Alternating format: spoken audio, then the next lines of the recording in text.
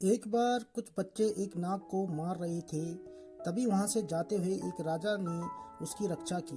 तब राजा पर प्रसन्न होकर नाग ने उस राजा को जानवरों की भाषा समझने और बोलने का वर प्रदान किया था, किंतु उसे यह भी चेतावनी दी थी कि यदि वह उस बात की चर्चा यदि कभी भी किसी से करेगा तो उसके प्राण चले जाएंगे। एक दिन राजकीय कामकाज के बाद राजा जब अपनी प्रिय रानी के साथ एक बाग में बैठा कुछ खा पी रहा था, तभी मिष्टान का एक छोटा सा टुकड़ा नीचे गिर गया। थोड़ी देर में वहां एक चींटी पहुंची और उस टुकड़े को देख खुशी से चिल्ला उठी, अरे वाह, यह इतना बड़ा मिष्टान तो एक पूरी बैलगाड़ी में भी नहीं समा सकता। फिर वह उस टुकड़े को उठा ले जाने की चेष्टा करने लगी। चींटी की बात सुन राजा को हंसी आ गई और वह मुस्कुरा उठा।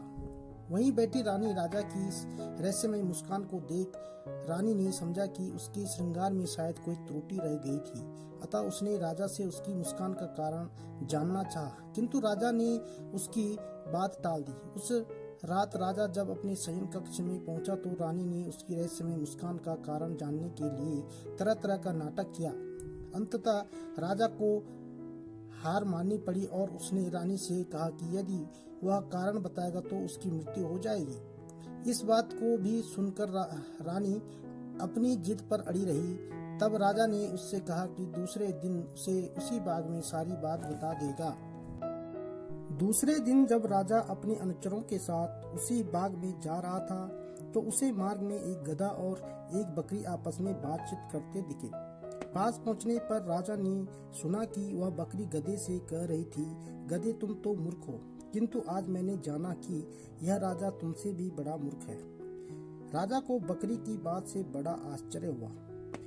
तभी बकरी राजा से पूछ बैठी कि आखिर जब वह रानी तुम्हारी मृत्यु के बाद तुम्हारी समस्त संपत्ति की अधिकारिणी हो किसी दूसरे व्यक्ति के साथ जीवन का आनंद उठाएगी तो क्या तब भी तुम प्रसन्न रहोगे?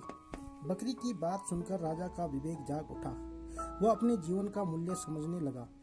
तब राजा बाग पहुंचा तो उसने रानी से कहा, रानी, मैं तुम्हें अपनी मुस्कान का कारण बताने को तैयार हूँ, किंतु एक शर्त है, तुम्हें 100 कोड़े खाने पड़ेंगे, क्योंकि भेद बताने पर मेरे तो प्राण तत्काल निकलेंगे। रानी ने समझा राजा तो उसे बहुत प्यार करता था, उस पर झूठ मूठ में कोड़े बरसाए जाएंगे, अतः वह कोड़े खाने को तैयार हो गई। तब राजा ने अपने एक सिपाही से पूरी शक्ति के साथ रानी पर कोड़े बरसाने को कहा। सिपाही ने जब रानी पर पूरी शक्ति से कोड़े बरसाए, जैसे ही कोड़े वाले ने रानी को एक कोड़ा मारा, वह चीख उठी, आह, बहुत दर्द होता है, मुझे कोड़े से नहीं मारो, मुझे राजा के मुस्कान का रहस्य भी नहीं जानना है। तब राजा ने कोड़े वाले से कहा कि वह और जोर से रानी पर कोड़े बरसाए, क्योंकि उसे अपनी पति की मौत स्वीकार थी, किंतु एक कोड़े की चोट भी नहीं।